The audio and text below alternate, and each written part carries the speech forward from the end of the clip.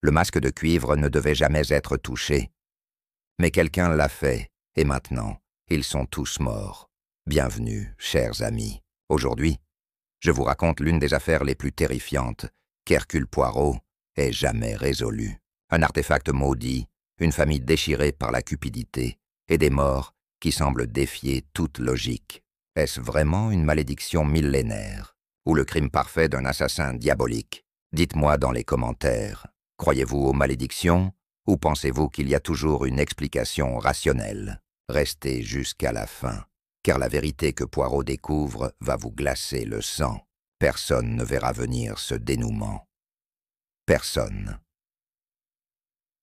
Hercule Poirot reçut la lettre un mardi matin de novembre, alors que la brume londonienne enveloppait sa résidence de Whitehaven Mansions. L'enveloppe était d'un papier épais et luxueux, scellé à la cire rouge portant un symbole étrange.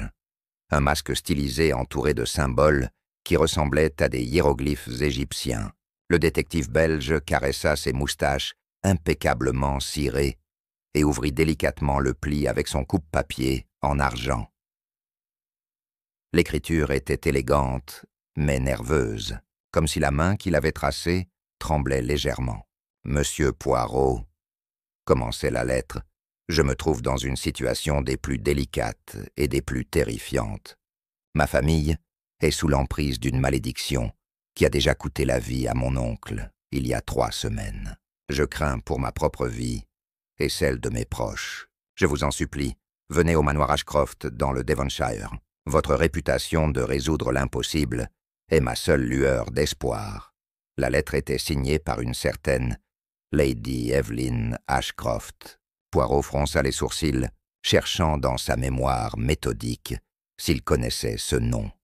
Les Ashcroft étaient une vieille famille aristocratique dont la fortune provenait du commerce avec l'Orient et l'Égypte au siècle précédent.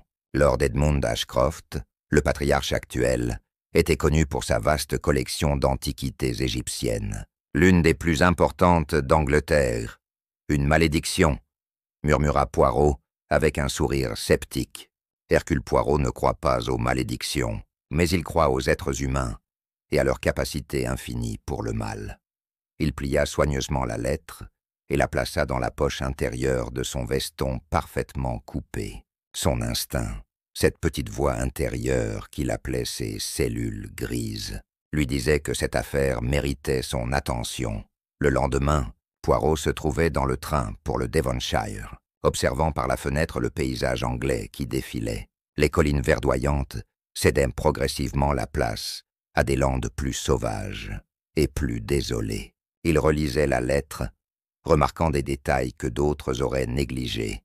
Une tache d'encre qui suggérait une pause prolongée, des mots soulignés avec insistance, une nervosité palpable dans chaque phrase.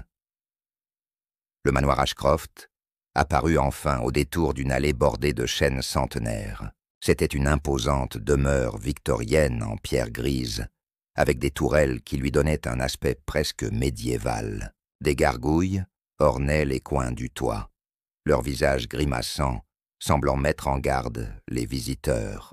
L'atmosphère était oppressante, comme si le manoir lui-même portait le poids de secrets anciens.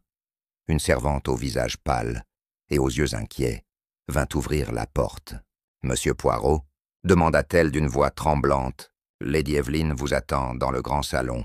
Mais je dois vous prévenir, monsieur, cette maison n'est pas sûre. Le masque de cuivre, il apporte la mort à tous ceux qui le regardent. » Le détective nota mentalement cette superstition, reconnaissant en elle la peur authentique d'une personne convaincue du danger surnaturel. Lady Evelyn Ashcroft était une femme élégante, d'environ 35 ans, aux cheveux noirs, coiffée en chignon strict, et aux yeux d'un bleu perçant, qui trahissait une intelligence vive, malgré la peur évidente qui les habitait. Elle se leva précipitamment à l'entrée de Poirot, tendant une main tremblante. « Monsieur Poirot, Dieu soit loué, vous êtes venu. Je craignais que vous ne preniez pas ma lettre au sérieux. Hercule Poirot prend toujours les appels à l'aide au sérieux, madame, » répondit-il avec une petite révérence. « Mais je dois vous dire d'emblée que je ne crois pas aux malédictions. » Ce en quoi je crois, c'est en l'être humain et en sa capacité de commettre des actes terribles sous le couvert du surnaturel. Maintenant, racontez-moi tout depuis le début et n'omettez aucun détail, même le plus insignifiant en apparence. Lady Evelyn invita Poirot à s'asseoir dans un fauteuil en cuir, près de la cheminée, où brûlait un feu vigoureux, mais qui ne parvenait pas à chasser le froid étrange qui imprégnait la pièce. Elle s'installa en face de lui, ses mains jointes, serrées sur ses genoux, et commença son récit d'une voix qui s'efforçait de rester calme. Tout a commencé il y a 6 mois, lorsque mon oncle Edmund est revenu de son dernier voyage en Égypte. Il avait acquis un objet qu'il considérait comme le joyau de sa collection, un masque funéraire en cuivre datant de la 18e dynastie. Le masque, expliqua-t-elle, était d'une beauté terrifiante et hypnotique. Contrairement au masque funéraire traditionnel en or réservé aux pharaons, celui-ci était en cuivre, ce qui suggérait qu'il avait appartenu à un personnage à la fois important et maudit. Les inscriptions hiéroglyphiques gravées sur les côtés racontaient l'histoire d'un prêtre nommé Amenhotep, qui avait été condamné pour avoir profané le temple d'Osiris. Sa punition avait été l'effacement de son nom de tous les monuments, et son âme avait été condamnée à errer éternellement, incapable de trouver le repos. Mon oncle était fasciné par ce masque, continua Lady Evelyn, ses yeux s'assombrissant au souvenir. Il passait des heures dans son cabinet, à l'étudier, à déchiffrer les inscriptions. Il avait engagé un égyptologue, le professeur Marcus Whitmore, pour l'aider à comprendre tous les secrets du masque. Mais le professeur, après avoir examiné l'objet pendant seulement 2 jours, a quitté le manoir précipitamment, refusant de revenir malgré les sommes généreuses qu'on lui offrait. Le professeur Whitmore avait laissé une note brève mais troublante. Ce masque ne devrait pas exister. Les inscriptions parlent d'une malédiction qui frappera quiconque dérange le repos d'Amenhotep. Je vous supplie, Lord Ashcroft, de rendre cet objet au musée, ou mieux encore, de le renvoyer en Égypte. Il y a des forces dans ce monde que la science ne peut expliquer. Lord Edmund avait ri de cet avertissement, le considérant comme de la superstition ridicule, et avait continué ses recherches seul. 3 semaines après l'arrivée du masque, les incidents étranges avaient commencé. Des bruits inexplicables la nuit, comme des pas lourds dans les couloirs vides, des objets qui se déplaçaient sans raison apparente, des ombres qui semblaient se mouvoir indépendamment de toute source de lumière. Les domestiques parlaient à voix basse d'une présence malveillante qui hantait le manoir, particulièrement la galerie où était exposé le masque. Et puis, il y a 3 semaines, mon oncle est mort, dit Lady Evelyn, sa voix se brisant légèrement. On l'a retrouvé dans la galerie, devant le masque. Son visage était figé dans une expression de terreur absolue, ses yeux grands ouverts, fixant le masque, comme s'il voyait quelque chose d'indicible.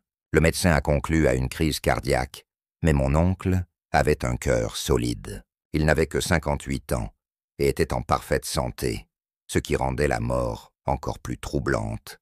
Ajouta-t-elle, c'était l'état de la pièce. Les portes et fenêtres étaient verrouillées de l'intérieur. Il n'y avait aucun signe de lutte, aucune trace de poison ou de violence. Juste un homme mort de peur devant un masque ancien. Et sur le sol, autour du corps, on avait trouvé une fine poussière dorée que personne ne pouvait identifier, comme si elle était apparue de nulle part. Depuis sa mort, les choses ont empiré, continua Lady Evelyn, jetant un regard nerveux vers la porte.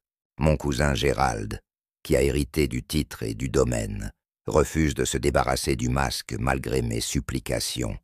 Il dit que c'est un trésor inestimable et qu'il ne cédera pas à la superstition. Mais j'ai peur, monsieur Poirot, j'ai terriblement peur que la malédiction ne frappe à nouveau. Poirot écoutait attentivement, ses doigts formant une pyramide devant son visage, ses yeux verts, brillants d'intelligence. « Dites-moi, Lady Evelyn, » demanda-t-il doucement, « qui d'autre vit dans ce manoir, et qui avait un intérêt particulier dans l'héritage de Lord Edmund, car pour Hercule Poirot, derrière chaque malédiction se cachait toujours un être humain avec des motivations très terrestres. Lady Evelyn se leva et marcha vers la fenêtre, regardant les jardins brumeux du domaine avant de répondre. « Nous sommes 7 à vivre ici en permanence, sans compter les domestiques. Mon cousin Gérald Ashcroft est maintenant le maître du manoir. C'était le neveu préféré d'Edmond, bien qu'ils aient eu des désaccords fréquents au sujet de l'argent. Gérald est, comment dire, un homme au goût dispendieux et aux revenus insuffisants. Sa voix trahissait une désapprobation polie mais ferme. Gérald, âgé de 42 ans, avait accumulé des dettes considérables à Londres à cause de sa passion pour les courses de chevaux et les clubs privés. Lord Edmond avait refusé de payer ses dettes à plusieurs reprises, insistant pour que son neveu apprenne la responsabilité financière. Maintenant que Gérald avait hérité, ses dettes pourraient être réglées par la vente d'une seule pièce de la collection égyptienne. Mais curieusement, Gérald refusait de vendre quoi que ce soit, surtout le masque de cuivre. Ma belle-sœur, Constance Ashcroft, l'épouse de Gérald, vit également ici, continua Lady Evelyn. C'est une femme froide et calculatrice, mariée à Gérald il y a 10 ans pour sa fortune espérée plutôt que par amour. Elle passe la plupart de son temps à inventorier les biens du manoir, comme si elle calculait déjà ce qu'elle pourrait en tirer. Edmond ne l'aimait pas, et elle le lui rendait bien. Le troisième membre de la famille était Sebastian Ashcroft, le plus jeune frère d'Edmund, un homme de 55 ans qui avait passé la majeure partie de sa vie dans l'ombre de son frère aîné. Sebastian était un artiste raté qui s'était tourné vers l'alcool pour noyer ses frustrations et son sentiment d'échec. Il vivait au manoir par charité, occupant une aile isolée où il peignait des toiles sombres et tourmentées que personne ne voulait acheter. Sebastian haïssait Edmond, admit Lady Evelyn à voix basse. Il le blâmait pour tous ses échecs, affirmant qu'Edmond avait monopolisé l'attention et l'affection de leurs parents, ne lui laissant que des miettes. Ils se sont violemment disputés la veille de la mort d'Edmond. J'ai entendu Sebastian crier qu'il espérait voir son frère en enfer avant la fin de la semaine. Elle frissonna à ce souvenir. Le 4e résident était le docteur Nathaniel Pierce, médecin personnel de Lord Edmond et vieil ami de la famille.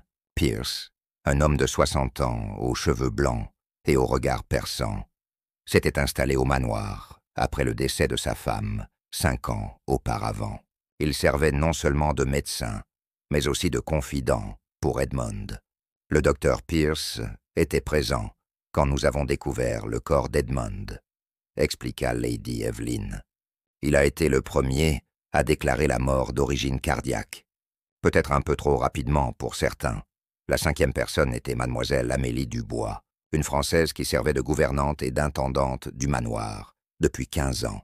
Amélie était une femme discrète d'une 40aine d'années qui connaissait tous les secrets de la maison et de ses habitants. Edmond lui avait légué une somme considérable dans son testament, ce qui avait surpris toute la famille et causé certains ressentiments, particulièrement de la part de Constance. Et enfin, il y a le jeune Thomas Hartley, dit Lady Evelyn avec un léger sourire qui adoucit brièvement ses traits tendus.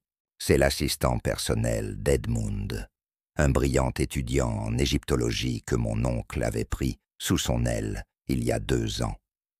Thomas est dévoué, intelligent, et était peut-être la seule personne en qui Edmund avait vraiment confiance ces derniers temps. Il continue à cataloguer la collection, travaillant dans la galerie, malgré ce qui s'y est passé.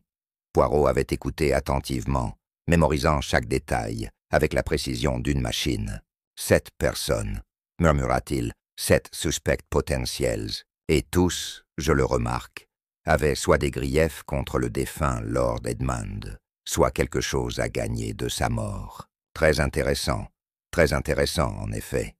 Ces cellules grises commençaient déjà à tisser des fils entre ces différents personnages. Je dois vous prévenir, Monsieur Poirot, ajouta Lady Evelyn en se retournant vers lui avec une expression grave. Depuis la mort d'Edmond, l'atmosphère du manoir est devenue presque insupportable. Les domestiques démissionnent les uns après les autres. Ceux qui restent refuse de s'approcher de la galerie après la tombée de la nuit. Et hier soir, elle hésita, comme si elle avait peur de continuer. Hier soir, j'ai vu quelque chose. Une silhouette sombre qui se déplaçait dans la galerie quand j'ai allumé les lumières. Il n'y avait personne, seulement le masque, qui me regardait avec ses yeux vides et terrifiants. Après son entretien avec Lady Evelyn, Poirot demanda à visiter immédiatement la fameuse galerie égyptienne. Elle accepta avec réticence, le conduisant à travers un dédale de couloirs, orné de portraits ancestraux, dont les yeux semblaient suivre leurs mouvements.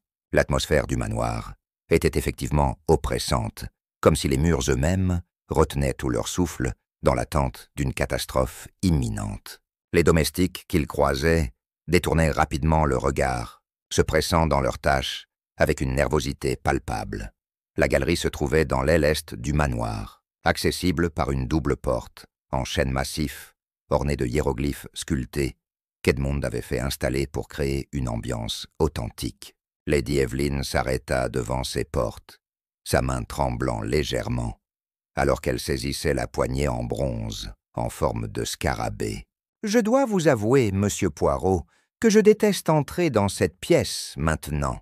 Chaque fois que je le fais, je sens une présence, comme si quelque chose d'ancien et de malveillant nous observait. » Poirot posa doucement sa main sur son bras. « N'ayez crainte, madame.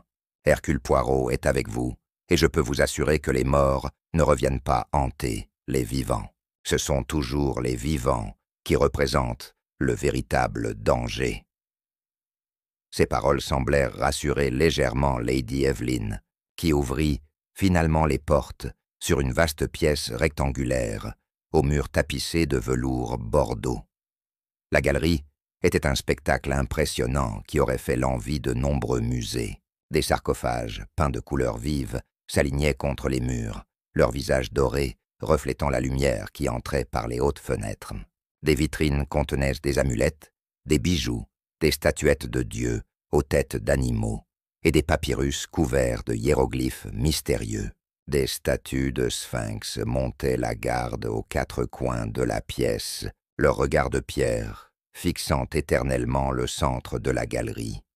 Et là, au centre exact de la pièce, sur un piédestal de marbre noir, reposait le masque de cuivre. Poirot s'en approcha lentement, étudiant l'objet avec l'attention minutieuse qui le caractérisait. Le masque était effectivement d'une beauté troublante et hypnotique. Les traits du visage étaient finement ciselés, représentant un homme d'âge moyen, avec une expression qui oscillait entre la sérénité et l'angoisse. Les yeux, incrustés d'obsidienne noire, semblaient vivants et suivaient le regard du spectateur avec une intensité dérangeante. Le cuivre avait pris avec le temps une patine verdâtre par endroits, donnant au masque un aspect encore plus ancien et vénérable. Sur les côtés et le front, des hiéroglyphes étaient restés gravés avec une précision remarquable. Poirot sortit une loupe de sa poche et examina ces inscriptions de près, bien qu'il ne pût les déchiffrer lui-même. Il remarqua que certains symboles avaient été gravés plus profondément que d'autres, comme s'ils avaient une importance particulière.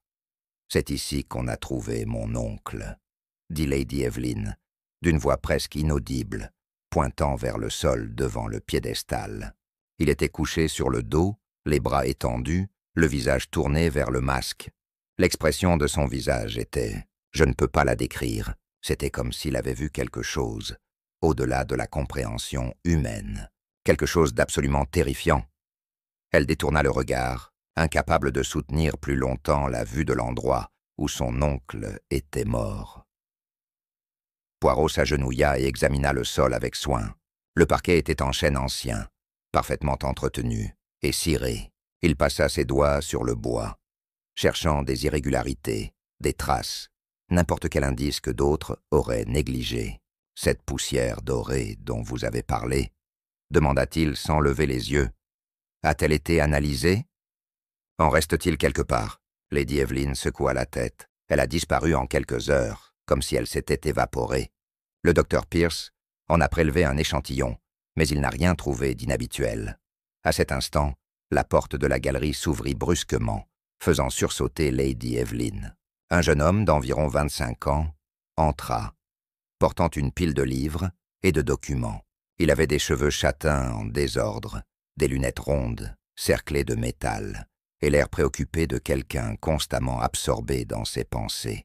En voyant Poirot et Lady Evelyn, il s'arrêta net, surpris. « Lady Evelyn, je ne savais pas que vous étiez ici. Je venais juste continuer mon travail de catalogage. »« Thomas, » dit Lady Evelyn avec un sourire chaleureux, « permettez-moi de vous présenter Monsieur Hercule Poirot, le célèbre détective. Monsieur Poirot, voici Thomas Hartley, l'assistant de mon défunt oncle. » Le jeune homme posa précipitamment ses livres et s'avança pour serrer la main de Poirot, ses yeux s'éclairant de reconnaissance. « Monsieur Poirot, c'est un immense honneur. J'ai lu dans les journaux vos exploits remarquables. Êtes-vous ici pour enquêter sur la mort de Lord Edmund ?» Poirot observa attentivement le jeune Thomas Hartley, notant ses mains tachées d'encre, la nervosité dans ses gestes, et surtout l'absence totale de peur dans ses yeux quand il regardait le masque de cuivre. Contrairement à Lady Evelyn et aux domestiques, Thomas ne semblait pas intimidé par l'objet maudit. « Monsieur Hartley, » dit Poirot de sa voix douce et précise, « Lady Evelyn m'a demandé de venir examiner les circonstances entourant la mort tragique de Lord Edmund.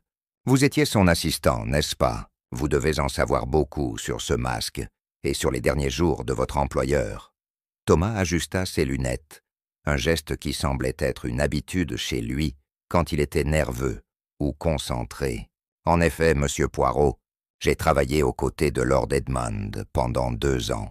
C'était un homme brillant, passionné par l'égyptologie, mais aussi obsédé, je dois l'admettre. Ce masque était devenu pour lui plus qu'un simple objet de collection. Il était convaincu qu'il contenait un secret, quelque chose que les inscriptions hiéroglyphiques révéleraient s'il pouvait les déchiffrer complètement. Le jeune homme s'approcha du masque sans la moindre hésitation, passant ses doigts près des inscriptions, sans toutefois les toucher. Ces hiéroglyphes sont inhabituels. Ils mélangent différentes périodes de l'écriture égyptienne ancienne, comme si plusieurs scribes avaient travaillé dessus, à des époques différentes. Lord Edmund pensait que c'était intentionnel, une sorte de code destiné à protéger un secret important. Il passait des nuits entières ici, prenant des notes, comparant avec d'autres textes de sa bibliothèque. « Et vous, Monsieur Hartley ?» demanda Poirot avec un regard pénétrant. « Que pensez-vous de cette malédiction dont tout le monde parle? Croyez-vous qu'un esprit ancien ait tué Lord Edmund ?» Thomas eut un petit rire nerveux. « Je suis un homme de science, Monsieur Poirot, tout comme vous êtes un homme de raison. Les malédictions n'existent que dans l'imagination des gens. Mais je dois avouer qu'il y a des aspects de la mort de Lord Edmund qui me troublent profondément, des détails qui ne s'expliquent pas facilement. » Poirot s'anima immédiatement. « Ah, voilà qui est intéressant. Quel détail, exactement ?» Thomas jeta un coup d'œil à Lady Evelyn, comme pour s'assurer qu'il pouvait parler librement devant elle, puis continua. « La nuit de sa mort, Lord Edmund m'avait dit qu'il avait fait une découverte importante. Il était excité comme je ne l'avais jamais vu. Il m'a demandé de revenir le lendemain matin pour qu'il me montre quelque chose d'extraordinaire. Mais le lendemain matin, il était mort. » « Avait-il mentionné la nature de cette découverte ?» insista Poirot. Thomas secoua la tête. « Non. Il voulait attendre d'être absolument certain. Mais il a dit quelque chose d'étrange. Il a dit « Thomas, demain je vous montrerai pourquoi le prêtre Amenhotep a été maudit, et vous comprendrez que certains secrets ne devraient jamais être révélés. » Je ne savais pas ce qu'il voulait dire. « Et maintenant, je ne le saurai jamais. » Lady Evelyn intervint, sa voix tremblante d'émotion. « Thomas, vous n'avez jamais mentionné cela auparavant. Pourquoi avoir gardé cette information secrète ?» Le jeune homme baissa les yeux, manifestement embarrassé. « Parce que j'avais peur, Lady Evelyn. Peur qu'on me soupçonne. Peur de la réaction de Gérald, qui m'aurait certainement mis à la porte. Sans cette position, je n'ai rien. Lord Edmund était mon mentor, mon protecteur. Sa mort m'a laissé dans une position très précaire. » Poirot leva une main pour calmer les tensions naissantes. Personne ne vous accuse de rien, monsieur Hartley. Au contraire, votre témoignage est précieux. Maintenant, dites-moi, avez-vous remarqué quelque chose d'inhabituel cette nuit-là? Des bruits? Des visiteurs? N'importe quoi qui sortait de l'ordinaire? Thomas réfléchit intensément, ses sourcils froncés, en concentration. Maintenant que vous le mentionnez, oui, vers minuit, alors que je travaillais dans mon bureau au premier étage, j'ai entendu quelqu'un descendre les escaliers. Des pas rapides, presque furtifs. Avez-vous vu qui c'était? Demanda Poirot, avec une intensité nouvelle dans le regard. Non, je n'ai pas quitté mon bureau, mais j'ai reconnu la direction des pas. Il se dirigeait vers cette galerie, environ une demi-heure plus tard. J'ai entendu les mêmes pas remonter, toujours aussi rapidement. Le lendemain matin, quand on a découvert Lord Edmund mort, je me suis demandé si cette personne n'avait pas été la dernière à le voir vivant. Cette révélation changea l'atmosphère de la pièce. Lady Evelyn pâlit visiblement, et même Poirot, habituellement impassible, laissa transparaître un intérêt marqué. « Monsieur Hartley, cette information est capitale. Pouvez-vous estimer l'heure exacte de ses déplacements ?» Thomas hocha vigoureusement la tête. « Oui, car j'ai regardé ma montre. La personne est descendue à minuit 5 exactement et est remontée à minuit 40. J'en suis absolument certain. » Hercule Poirot décida qu'il était temps de rencontrer tous les habitants du manoir individuellement. Il demanda à Lady Evelyn de faire préparer le petit salon pour ses entretiens, une pièce confortable mais suffisamment formelle pour maintenir l'atmosphère appropriée à une enquête. « Je souhaite parler à chaque personne seule, » expliqua-t-il, car Hercule Poirot a observé que les gens révèlent souvent plus de vérité en privé qu'en présence des autres. Le premier à se présenter fut Gérald Ashcroft, le nouveau maître du manoir. C'était un homme grand et imposant, d'environ 42 ans, avec des cheveux noirs gominés et une moustache soigneusement taillée qui essayait vainement d'imiter le style de Poirot lui-même.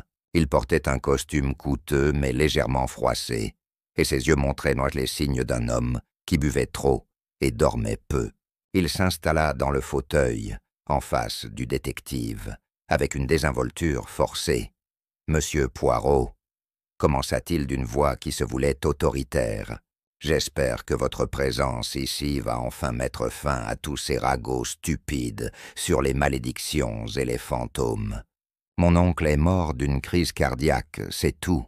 Le docteur Pierce l'a confirmé. Cette histoire de malédiction n'est que de la superstition propagée par des domestiques ignorants et des membres de la famille qui cherchent à créer des drames. » Son ton était ferme, mais Poirot détecta une nervosité sous-jacente. « Monsieur Ashcroft, » dit Poirot calmement, « personne n'accuse personne pour le moment. Je cherche simplement à comprendre les événements. Dites-moi, où étiez-vous la nuit de la mort de votre oncle, entre minuit et 1 heure du matin ?» Gérald se raidit visiblement, ses mains se crispant sur les accoudoirs du fauteuil. « J'étais dans ma chambre, endormi. Ma femme peut le confirmer. Pourquoi cette question? Simple routine, » répondit Poirot avec un sourire rassurant. « Maintenant, parlez-moi de votre relation avec votre oncle. J'ai entendu dire que vous aviez des désaccords financiers. » Le visage de Gérald s'empourpra légèrement. Mon oncle était un homme rigide et moralisateur. Il ne comprenait pas que dans la société moderne, il faut dépenser de l'argent pour maintenir son rang. Oui, j'avais des dettes, mais elles n'étaient rien comparées à la fortune de la famille. Il aurait pu les régler d'un claquement de doigts, mais non, il préférait me faire la morale. Et maintenant que vous avez hérité, continua Poirot doucement, ces dettes ne sont plus un problème, n'est-ce pas? Gérald se leva brusquement, son visage rouge de colère. Si vous insinuez que j'aurais tué mon oncle pour l'argent, vous vous trompez lourdement, monsieur Poirot. J'aimais mon oncle malgré nos différends. D'ailleurs, comment aurais-je pu le tuer? Les portes étaient verrouillées de l'intérieur. C'est impossible. Il quitta la pièce, en claquant la porte, laissant Poirot pensif. La suivante fut Constance Ashcroft, l'épouse de Gérald. C'était une femme mince d'environ 38 ans, aux traits durs et aux yeux calculateurs d'un gris acier. Elle portait une robe noire de deuil qui semblait plus une formalité qu'une expression de chagrin véritable. Elle s'assit avec une posture parfaite, les mains croisées élégamment sur ses genoux, et regarda Poirot avec une expression indéchiffrable. « Madame Ashcroft, » commença Poirot, « merci d'avoir accepté de me parler. J'aimerais savoir quelle était votre relation avec le défunt Lord Edmund. » Constance eut un sourire froid. Je respectais Lord Edmund pour sa position et son érudition, mais nous n'étions pas proches. Il me considérait comme une chasseuse de fortune qui avait piégé son neveu dans un mariage. Ce n'était pas faux, d'ailleurs. Je ne prétendrais pas avoir épousé Gérald par amour passionné. Cette franchise surprit Poirot, qui apprécia néanmoins l'honnêteté de la femme. Et maintenant que Lord Edmund est mort et que votre mari a hérité, votre position est considérablement améliorée. Constance hocha la tête sans émotion apparente. En effet, c'est le fonctionnement naturel de l'héritage aristocratique. Les vieux meurent, les jeunes héritent. Je ne vois pas le scandale là-dedans. Lord Edmund avait vécu sa vie, et maintenant c'est notre tour. Où étiez-vous la nuit de sa mort? Demanda Poirot directement. Dans ma chambre avec mon mari, comme il vous l'a sans doute dit. Nous partageons encore le même lit, monsieur Poirot, même si notre mariage manque de chaleur. Les apparences doivent être maintenues. Elle se leva pour partir, puis se retourna avec un sourire énigmatique. Si vous cherchez un meurtrier, monsieur Poirot, regardez du côté de Sébastien. Il haïssait son frère avec une passion que 10 ans de thérapie ne pourraient guérir. Poirot observa Sébastien avec attention, cherchant à déterminer si cet aveu était sincère ou simplement les divagations d'un homme ivre. « Monsieur Ashcroft, » dit-il doucement, « c'est une déclaration très grave. Pourquoi dites-vous cela ?» Sébastien rit amèrement, un rire sans joie qui résonna sinistrement dans le petit salon. « Parce que je le souhaitais mort depuis des années. Parce que je l'ai maudit 1000 fois. Parce que la veille de sa mort, je lui ai dit que je voulais le voir en enfer. » Le peintre raté se pencha en avant, fixant Poirot avec des yeux emplis de douleur et de ressentiment accumulés. Toute ma vie j'ai vécu dans son ombre. Edmund le brillant, Edmund le riche, Edmund que tout le monde admirait. Et moi, j'étais Sébastien le raté, Sébastien l'ivrogne, Sébastien qui vivait de la charité de son frère. Savez-vous ce que c'est que d'être constamment comparé à quelqu'un et de toujours perdre cette comparaison? Sa voix se brisa légèrement. « Mais l'avez-vous tué ?» insista Poirot, allant droit au cœur de la question. Sébastien se redressa, semblant retrouver un peu de sobriété. « Non, malgré toute ma haine, je n'aurais pas pu. Je suis un lâche, monsieur Poirot, un lâche qui préfère noyer ses échecs dans le whisky plutôt que d'affronter la réalité. Cette nuit-là, j'étais dans mon atelier, complètement ivre, essayant de peindre et ne produisant que des horreurs. Quelqu'un peut-il confirmer cela ?» demanda Poirot. Sébastien secoua la tête. « Non, j'étais seul. C'est toujours le cas. Mais je peux vous dire quelque chose d'intéressant. Vers minuit, j'ai regardé par la fenêtre de mon atelier qui donne sur le jardin est. J'ai vu une lumière dans la galerie égyptienne. Une lumière qui bougeait, comme si quelqu'un se déplaçait avec une lampe. Et j'ai vu une silhouette, juste une ombre, mais elle ne ressemblait pas à Edmund. Cette information fit réagir Poirot. « Pouvez-vous décrire cette silhouette ?» Sébastien fronça les sourcils, faisant un effort visible pour se souvenir à travers le brouillard de l'alcool. Elle était plus petite qu'Edmund, plus fine aussi. Cela aurait pu être une femme ou un homme mince. Elle se déplaçait rapidement, furtivement, puis la lumière s'est éteinte, et je n'ai plus rien vu. J'ai pensé que c'était Edmund travaillant tard comme d'habitude, alors je ne m'en suis pas soucié davantage. Après le départ de Sébastien, ce fut au tour du docteur Nathaniel Pierce. Le médecin entra avec l'assurance d'un homme habitué à être respecté, portant son costume sombre avec dignité. Ses cheveux blancs étaient soigneusement coiffés, et ses yeux bleus perçants évaluaient Poirot avec une intelligence évidente. Il s'assit avec aisance, croisant les jambes et attendant les questions du détective avec une patience professionnelle. « Docteur Pierce, Comment ça, Poirot? Vous étiez non seulement le médecin, mais aussi l'ami de Lord Edmond. Parlez-moi de son état de santé dans les jours précédant sa mort. Le docteur hocha la tête gravement. Edmond était en excellente santé pour un homme de 58 ans. Son cœur était fort, sa pression artérielle normale. C'est pourquoi sa mort m'a tellement surpris. Une crise cardiaque peut frapper n'importe qui, bien sûr, mais dans son cas, il n'y avait aucun signe avant-coureur. Et cette expression de terreur sur son visage, demanda Poirot. Comment l'expliquez-vous médicalement? Le docteur Pierce sembla mal à l'aise pour la première fois. C'est difficile à expliquer.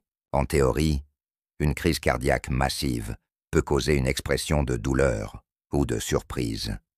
Mais ce que j'ai vu sur le visage d'Edmond était différent. C'était une peur absolue, primale, comme s'il avait vu quelque chose d'indescriptible au moment de sa mort. Avez-vous envisagé d'autres causes de décès? Insista Poirot. Du poison, par exemple? Le docteur secoua la tête fermement. J'ai examiné le corps minutieusement. Il n'y avait aucun signe d'empoisonnement, pas de convulsion, pas de mousse aux lèvres, pas de décoloration caractéristique, et cette étrange poussière dorée que nous avons trouvée autour du corps. Je l'ai analysée. C'était simplement de la poussière ordinaire, avec des particules de cuivre oxydées, probablement tombées du masque. « Où étiez-vous cette nuit-là, docteur ?» demanda Poirot, observant attentivement la réaction du médecin. « Dans ma chambre, au 2e étage. J'ai entendu des bruits vers minuit, ce qui n'était pas inhabituel, puisqu'Edmond travaillait souvent tard. Ce n'est qu'au matin, quand Amélie est venue me chercher en panique, que j'ai découvert qu'il était mort. J'ai immédiatement examiné le corps et déclaré le décès.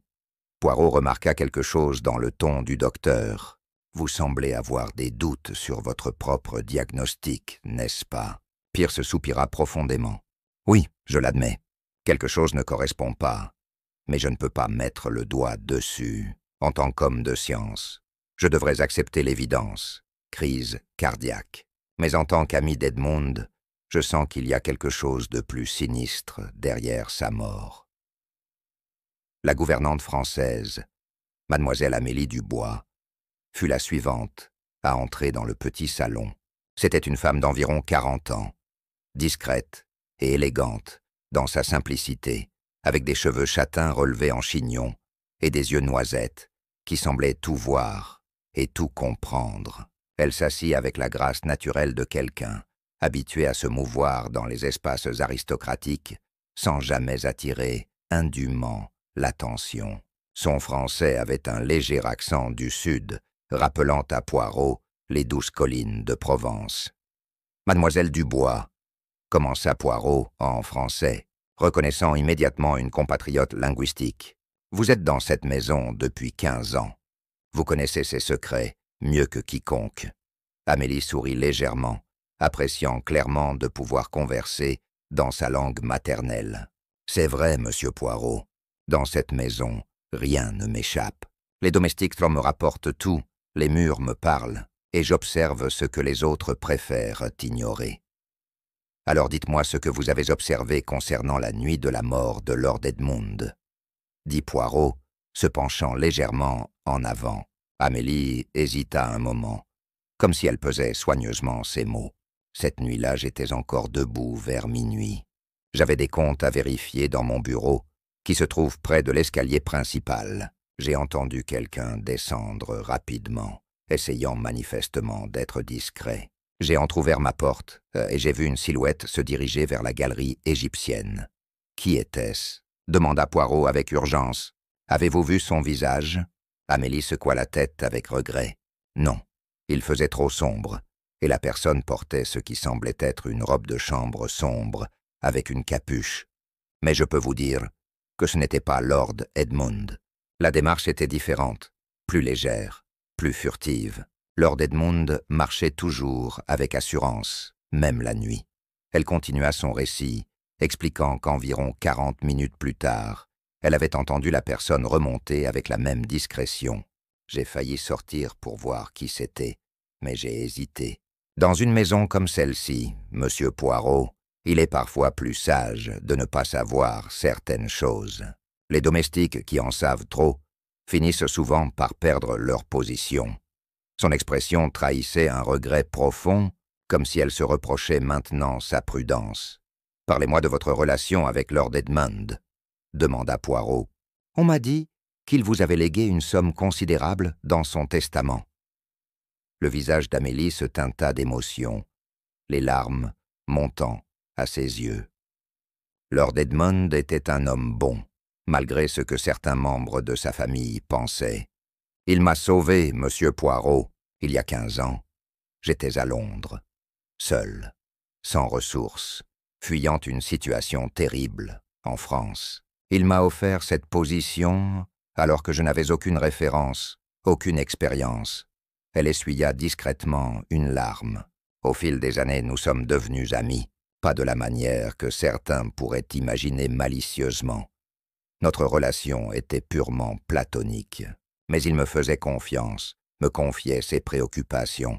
Il était inquiet ces dernières semaines, monsieur Poirot.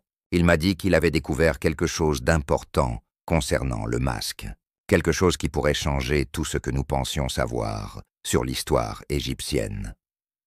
A-t-il mentionné ce que c'était exactement? Demanda Poirot, sentant qu'ils approchaient de quelque chose de crucial. Amélie réfléchit intensément. Il a dit quelque chose d'étrange. Il a dit « Amélie, le masque ne raconte pas l'histoire d'une malédiction, mais d'un meurtre. Et les meurtriers ont voulu dissimuler leur crime derrière la superstition. » Je ne comprenais pas ce qu'il voulait dire, et il n'a pas voulu m'expliquer davantage. La nuit de sa mort, continua Amélie, sa voix tremblant légèrement. Il m'a demandé de venir le voir dans la galerie le lendemain matin, à 8 heures précises. Il voulait me montrer quelque chose qu'il avait découvert. Mais le lendemain, quand je suis allé le chercher pour le petit déjeuner à 7 heures, comme d'habitude, j'ai trouvé la porte de la galerie verrouillée de l'intérieur. J'ai frappé, appelé, mais pas de réponse. J'ai paniqué et j'ai couru chercher le docteur Pierce. Et quand vous êtes entré, Amélie ferma les yeux, revivant le moment traumatisant. Nous avons dû forcer la porte. Lord Edmund était étendu devant le masque, exactement comme Lady Evelyn vous l'a décrit. Son expression, je ne l'oublierai jamais, et cette poussière dorée, qui brillait dans la lumière du matin. Comme si quelque chose de magique ou de maléfique s'était produit pendant la nuit. Cette révélation transforma complètement la perspective de Poirot sur l'affaire. « Un poison », murmura-t-il, ses cellules grises travaillant à toute vitesse. Lord Edmund avait découvert que le masque contenait un poison. Mais quel type de poison pourrait tuer quelqu'un simplement en se trouvant à proximité d'un objet en cuivre? Il remercia Amélie pour sa franchise et lui demanda de garder cette information confidentielle pour le moment, ce qu'elle accepta volontiers avant de quitter la pièce. Poirot demanda immédiatement à voir Thomas Hartley à nouveau. Le jeune assistant arriva rapidement, curieux de savoir pourquoi le détective avait besoin de le consulter une seconde fois. « Monsieur Hartley, » dit Poirot sans préambule, « vous êtes égyptologue. Connaissez-vous des substances toxiques que les anciens Égyptiens auraient pu utiliser, particulièrement en relation avec le cuivre ?» Thomas réfléchit intensément, ajustant ses lunettes plusieurs fois. « Eh bien, » commença-t-il lentement, « les Égyptiens connaissaient de nombreux poisons, mais concernant le cuivre spécifiquement, il y a une théorie intéressante que certains chercheurs ont avancée.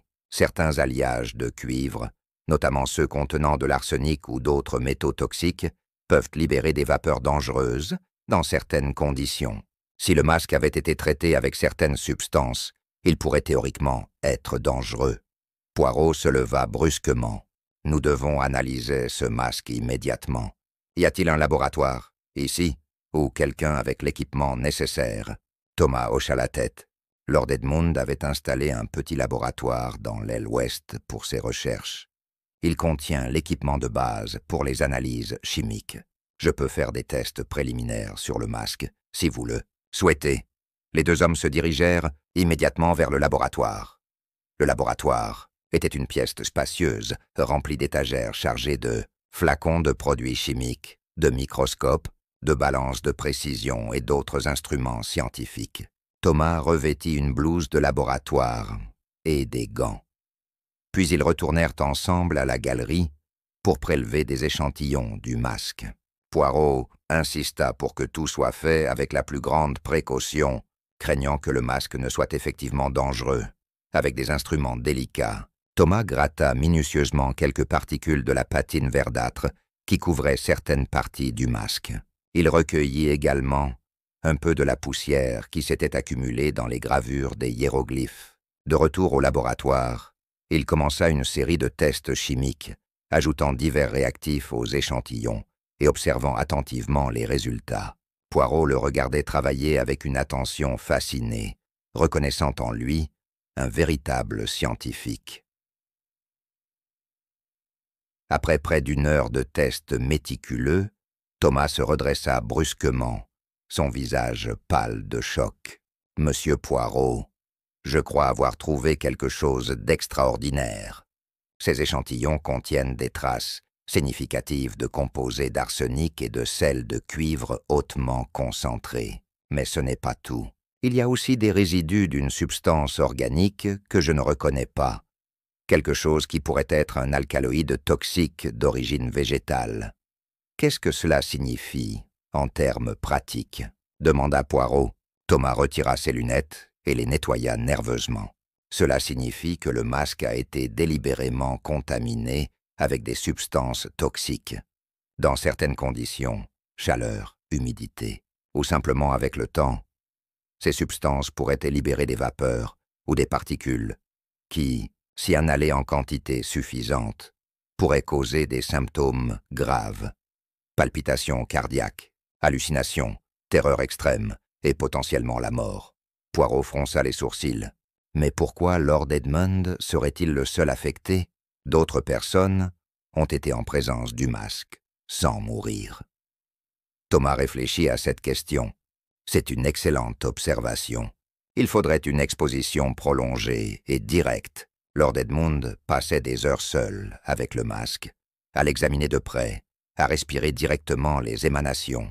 De plus, si quelqu'un avait appliqué une couche fraîche de ces substances la nuit de sa mort, la concentration aurait été beaucoup plus élevée. Cette théorie ouvrait une nouvelle perspective terrible. Quelqu'un avait délibérément empoisonné le masque, sachant que Lord Edmund allait passer du temps seul avec lui cette nuit-là. « Monsieur Hartley, » dit Poirot gravement, « qui dans cette maison aurait les connaissances nécessaires pour créer un tel poison? Et surtout, qui aurait eu accès au laboratoire et aux produits chimiques ?» Thomas devint encore plus pâle. Presque tout le monde avait accès au laboratoire. Lord Edmund ne le verrouillait jamais. « Quant aux connaissances, » continua Thomas hésitant, « le docteur Pierce connaît évidemment les poisons médicaux. Constance a étudié la botanique avant son mariage et connaît les plantes toxiques. Sébastien utilisait autrefois des pigments à base de métaux lourds pour sa peinture, y compris des composés d'arsenic. Et moi-même, en tant qu'égyptologue, j'ai étudié les substances utilisées dans les rituels funéraires, y compris les poisons. Même Gérald, malgré son manque d'intérêt pour la science, aurait pu suivre des instructions simples. » Poirot hocha lentement la tête. L'enquête se compliquait de plus en plus. Le masque n'était pas maudit par des forces surnaturelles, mais empoisonné par une main humaine, avec une intention meurtrière claire. Restait à déterminer qui avait à la fois le mobile, l'opportunité et les connaissances pour commettre ce crime presque parfait. Et surtout, qui était cette silhouette mystérieuse que plusieurs témoins avaient vue se diriger vers la galerie cette nuit fatidique. Hercule Poirot décida qu'il était temps de réunir tous les suspects pour une reconstitution de la nuit du meurtre. Il demanda à Lady Evelyn de convoquer tout le monde dans le grand salon pour 8 heures du soir. L'atmosphère était tendue. Quand tous se rassemblèrent, Gérald et Constance, assis côte à côte sur le canapé, mais sans se toucher, Sébastien affalé dans un fauteuil, avec un verre de whisky à la main, le docteur Pierce debout près de la cheminée, avec une expression grave, Amélie et Thomas près de la porte, et Lady Evelyn aux côtés de Poirot. « Mesdames et messieurs, commença Poirot de sa voix distinctive, je vous ai réunis ce soir parce que j'ai résolu l'énigme de la mort de Lord Edmund Ashcroft. Il n'y a pas de malédiction, pas de force surnaturelle, seulement un meurtre très intelligent, déguisé en mort naturelle, causé par une superstition ancienne. » Un murmure parcourut l'assemblée, et Poirot put voir la peur s'installer sur plusieurs visages. « Permettez-moi de vous raconter ce qui s'est réellement passé, » continua le détective. Lord Edmund avait fait une découverte importante concernant le masque de cuivre. Il avait réalisé que le masque lui-même contenait un poison mortel, probablement appliqué par les anciens prêtres pour protéger la tombe d'Amenhotep. Mais Lord Edmund avait découvert quelque chose de plus. Le poison avait été récemment réappliqué, de manière beaucoup plus concentrée, par quelqu'un dans cette maison. Gérald se leva brusquement. « C'est ridicule. Qui aurait fait une chose pareille ?» Poirot leva une main pour le calmer. Quelqu'un qui savait que Lord Edmund passerait la soirée seul avec le masque. Quelqu'un qui avait les connaissances chimiques nécessaires. Et surtout, quelqu'un qui avait un mobile puissant. Plusieurs personnes dans cette pièce correspondent à ces critères, mais une seule personne les remplit tous. La nuit du meurtre, poursuivit Poirot, marchant lentement dans la pièce comme un acteur sur une scène. Lord Edmund était dans la galerie, travaillant sur le masque comme d'habitude. Mais cette nuit-là était différente. Il avait fait sa découverte finale et s'apprêtait à la révéler. Le meurtrier savait qu'il devait agir rapidement. Vers minuit, cette personne est descendue à la galerie avec une excuse plausible pour voir Lord Edmund. L'assassin avait préparé son plan avec soin, continua Poirot. Plus tôt dans la journée, il ou elle avait appliqué une nouvelle couche de substances toxiques sur le masque, des composés d'arsenic mélangés à des alcaloïdes végétaux puissants qui induisent des hallucinations terrifiantes avant de provoquer un arrêt cardiaque. Mais le poison seul ne suffisait pas. L'assassin devait s'assurer que Lord Edmund serait exposé de manière maximale. Thomas intervint, incapable de se retenir. Mais comment? Comment l'assassin a-t-il forcé Lord Edmund à inhaler suffisamment de poison? Poirot sourit. Une excellente question, monsieur Hartley. La réponse est simple. Il a utilisé la chaleur. Si vous examinez la galerie attentivement, vous remarquerez que le radiateur juste derrière le piédestal du masque était réglé au maximum cette nuit-là. La chaleur a accéléré l'évaporation des substances toxiques, créant un nuage invisible de vapeur mortelle autour du masque. Lord Edmund, absorbé par ses recherches et inconscient du danger, a inhalé ces vapeurs pendant près d'1 heure, expliqua Poirot. Les hallucinations ont commencé. Probablement des visions terrifiantes qui expliquent son expression d'horreur absolue. Son cœur, soumis au stress des toxines et de la terreur psychologique, a finalement cédé. Le meurtrier avait créé le crime parfait, un meurtre qui ressemblait exactement à la malédiction que tout le monde craignait. « Mais qui ?» cria Lady Evelyn. « Qui a fait cela ?» Poirot se tourna lentement, ses yeux balayant chaque visage dans la pièce, avant de s'arrêter sur une personne en particulier. « Le meurtrier !» dit-il d'une voix claire et sans équivoque. « Laissez-moi vous expliquer comment cela s'est passé, » reprit Poirot, les mains jointes en un petit toit. Dans l'après-midi précédant la mort, Madame Constance a profité de son inventaire pour passer par le laboratoire. Vous y avez broyé de l'or piment, trisulfure d'arsenic, cette belle poudre jaune qu'on confond volontiers avec de l'or. Et vous l'avez mêlée à une solution d'acétate de cuivre et à un extrait d'aconite que vous connaissiez pour l'avoir étudié autrefois en botanique. Le mélange, appliqué en film très fin sur les gravures du masque, relâche des vapeurs plus intenses lorsqu'on le chauffe. Constance eut un imperceptible battement des paupières. Dans la soirée, continua Poirot, vous avez laissé à Lord Edmund la joie de travailler seul. À minuit 5, M. Gérald descend, robe de chambre sombre et capuche. Plusieurs témoins décrivent une silhouette plus menue qu'Edmund, rapide, furtive. Il ne touche pas au masque. Il se contente d'ouvrir en grand la grille d'arrière du radiateur et de le régler à son maximum. Il dépose aussi, près du piédestal, une petite coupelle en cuivre tiède. Oui, monsieur, la coupelle retrouvée ensuite dans le cabinet de chauffage, afin d'accélérer encore l'évaporation.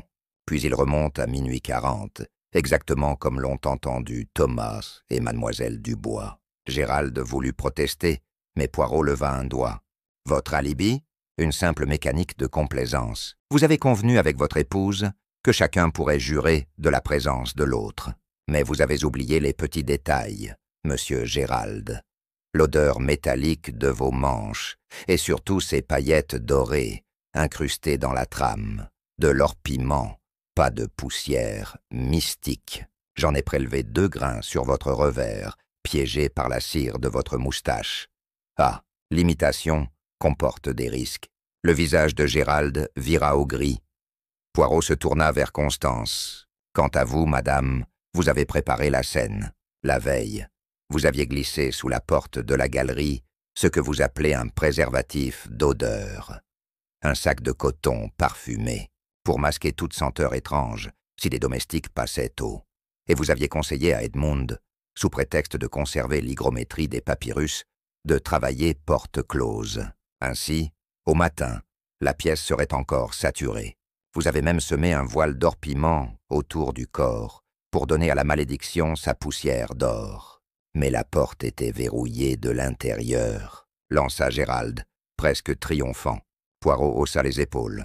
Justement, Lord Edmund avait l'habitude de se barrer à clé lorsqu'il étudiait tard. Vous n'aviez nul besoin d'un tour de passe-passe. Il a verrouillé lui-même, a respiré le poison chauffé pendant 1 heure, a vu, sous l'effet de l'aconie, des visions qui glaceraient n'importe quel cœur, et son cœur s'est arrêté. Le meurtre impossible n'était qu'une illusion confortable. Un silence lourd tomba. Poirot posa alors sur la table 2 pièces décisives. Premièrement, ce brouillon retrouvé dans le buvard du bureau d'Edmund. Une lettre au notaire datée pour le lendemain, où il annonçait sa décision de modifier son testament, de placer la collection sous tutelle et de réduire drastiquement vos allocations, monsieur Gérald. Deuxièmement, le registre des foyers. Le radiateur de la galerie a été poussé au maximum, entre minuit et 1 heure. Inscription au crayon du chauffeur, ensuite effacée et réécrite. La première écriture est la vôtre, madame Constance. La seconde, celle du chauffeur. Constance inclina très lentement la tête, comme si un masque glissait de son visage. « Il nous ruinait », dit-elle d'une voix plate, « après tout ce qu'il nous devait. Des années de mépris, j'ai seulement hâté l'inévitable. » Gérald chancela. « Constance, tais-toi. » Mais elle poursuivit, presque sereine. « Oui, j'ai mixé l'or-piment. Oui, Gérald a monté le radiateur. Nous avons mis la malédiction au service de notre salut. » Elle se tourna vers Poirot. « Vous avez gagné, monsieur. » Poirot inclina la tête, triste. « Non, madame. Dans ces histoires, il n'y a jamais de vainqueur. Seulement des morts et des vivants qui devront porter leurs actes. J'ai déjà demandé qu'on prévienne l'inspecteur. » Lady Evelyn ferma les yeux, et au fond de la pièce, Amélie serra son mouchoir contre ses lèvres pour étouffer un sanglot. Thomas, blême, regardait ses mains tachées d'encre comme s'il découvrait l'innocence et l'horreur dans la même paume. La police arriva avant l'aube, tandis que l'on emmenait Gérald, hagard, et Constance, hiératique comme une reine déchue.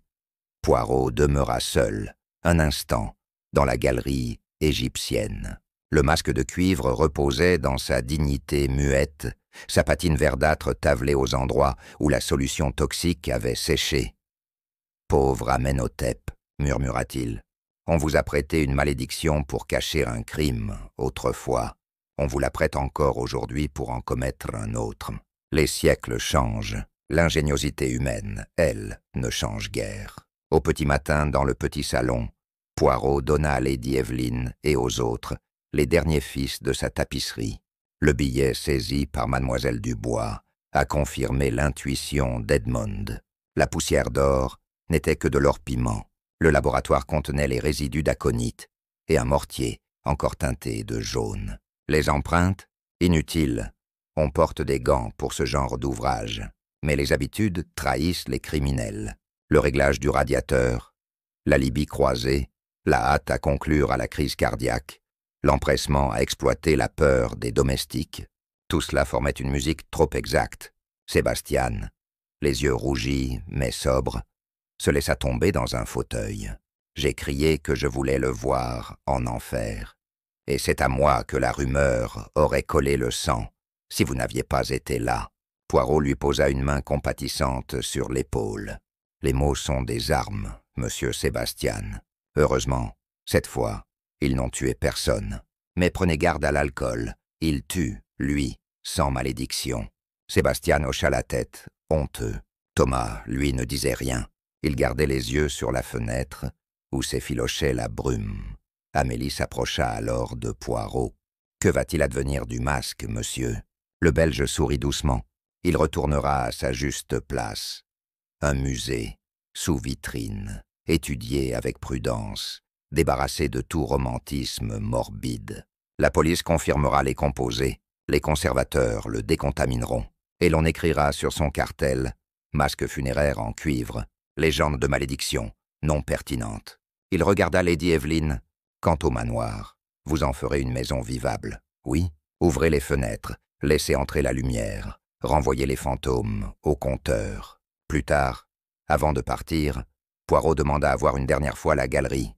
Il se posta devant le piédestal, inclina la tête comme devant un adversaire battu à la loyale. « Vous avez servi un mensonge, mon ami, » dit-il au masque, « mais vous avez fini par dire la vérité à qui savait regarder. » Il se tourna vers Thomas. « Je vous laisse un conseil, monsieur Hartley.